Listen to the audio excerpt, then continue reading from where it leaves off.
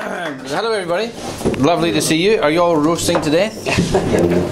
If anybody feels like they need to die, you know, just if you could step outside it would be convenient. It is kind of hot in here, isn't it? Now, I'm going to be talking for about 4 or 5 hours, is that okay? Pull up a seat, everybody, just make yourself comfortable, please. If you could find a seat, that would be good, because this is going to go on for not too long, I hope. It's going to go on for long enough. But grab a seat. I am going to ask you to move around a bit in a wee while. You never know. The coach seat is taking up room, but there you go. You all okay? All right. When I'm running training workshops, they tend to be fairly interactive, and this is not going to be any exception. So you're not going to have to sit there and get bored to death by me. However, let's talk about networking. Networking is a skill that I don't think any business person, any professional can do without. Would you agree with that? I don't know.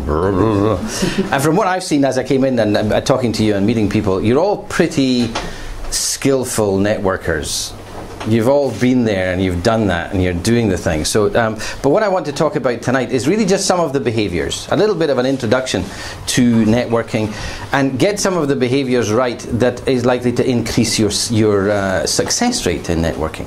Now, in the current climate, we were talking about, a couple of people were talking about the, you know, why networking is important, and I guess right now it's possibly more important than ever. If it's true that your best business comes from people who like you and who you like, then networking is kind of crucial. Making cold calls, well, gosh, it's so exciting, isn't it, making cold calls? You just love it so much. Networking is all about making connections in a very personal way. It's face-to-face. It's not online. It's not by telephone. It's a very personal thing. You meet people face-to-face. It's about building relationships. It's about building respect. It's about building trust. And it's about gaining some kind of mutual benefit. Now, not everybody is completely comfortable walking into a room full of strangers and just chatting away. You all are, obviously. See, you are. Anybody not comfortable? Anybody a bit kind of, I don't like that? Aye, me. James, you're telling porkies. I can tell you right now, I'm absolutely serious. I hate walking into a room full of strangers. I really, really don't like it. I really feel uncomfortable. It requires a measure of effort and concentration. Kasha? Yes? Unless you're a woman. Unless you're a woman. I'm not, though. Well, that's or a very, very ugly one. It's easy for you. Okay. No, but seriously, I don't like walking into a room full of strangers. And when you're networking and you're going to networking events, it's becoming the case that you tend to see quite a lot of the same faces. But that in itself is a problem. Walking in here today, if I had been coming in like first time, I know a few faces in the room. Those of you who are a little bit uncomfortable with networking will do probably what I do, which is you home in on somebody that you know. You home in on somebody you've met at least once before, or even whose face you've seen somewhere before, so that you can collar them and get a bit comfortable for a while. Now, the danger there is that you stay with them for the rest of the evening and you don't actually do any networking. You've had a great chat, some very nice food from Pierre Levicky, some very nice wine, and nothing.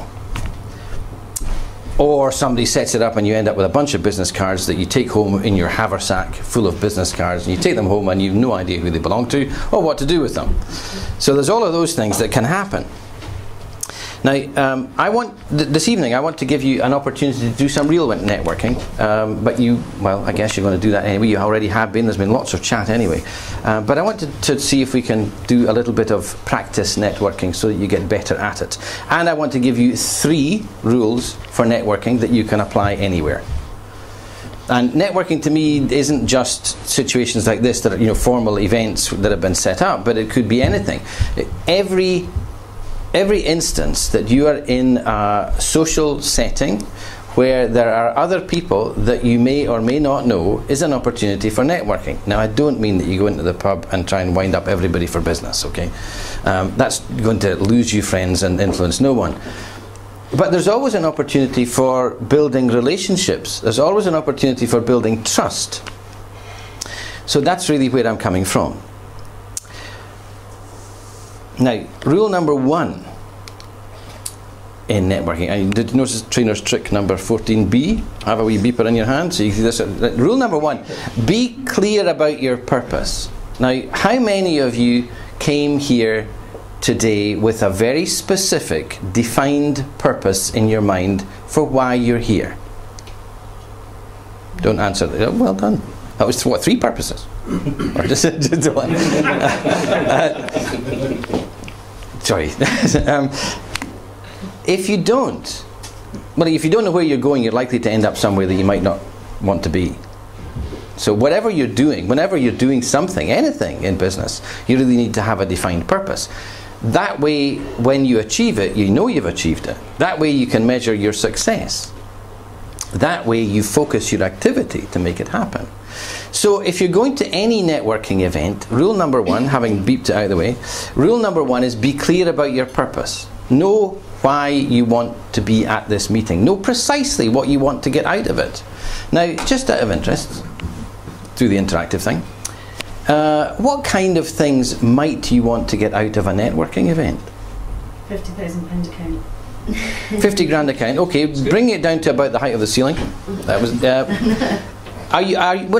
Let's pick that up though. Are you seriously going to get a 50 grand account from a networking meeting? You never know. But you may get a lead from someone. Precisely. So bring that down to something that is achievable. How many of you have heard that acronym SMART for goals? Yeah. SMART goals. You all know what it means, of course. It stands for specific, measurable, attainable, realistic and time-bound. And if a defined goal, if you're going to be precise about it, then you need to state it specifically. It needs to be measurable. It should be achievable, which is, I'm sorry, where the 50 grand account falls down. What about ambitious? Let's stick with achievable. Hello, Alison. Hello, Richard. Nice to see you. Thank you for coming. Where was I? Achievable, yes. Relevant to your business and time-bound. It's got to have a time attached to it. If you take what you said, the 50 grand account, and you bring it down to a more achievable level, specific to the event, then you might make a contact that could deliver that 50 grand account. So you would need to know who the contact was likely to be. How many of you asked for an attendance sheet for who's going to be here tonight? Don't answer that on the grounds it might incriminate you. But you could have found out, couldn't you? You could have found out who was going to be here. It's possible. Any networking event is quite likely that you could find out who was going to be here. Would it be a good idea to know who was going to be at the networking event in order to make a specific point of meeting them? Because let's face it, name badges have just got the name of the account on them, and then you've got to go through all the ritual dance of, and what do you do? And by the time all that's over, the meeting's adjourned and you're away. So you may have missed out on the opportunity to meet the one person in the room that you really, really could have got something from. So defining your purpose is not just pretty important, but I would say absolutely crucial. Every single networking event that you go to, you need to know what you want to get out of it. Now, frankly, if you want to get pissed, fantastic. You know, it's a good place to come. Nice wine, the food's good. You know, you just I need my tea. I'm here for my tea. That's it. You know, you can do that. You too. Yeah. You think I'm joking? So you really do need to be quite well. I'm not saying you do need to be. If you're not precise about your purpose, you're unlikely to get something. You're less likely. You're going to reduce your chances of success pretty dramatically unless you have decided what it is you want to get out of it. Then you can focus your time, focus your attention, meet the person you want to meet, do what you need to do with them, and then get pissed. Or is that just me? Okay. Rule number 2, and we'll move on to this one because this is the biggie.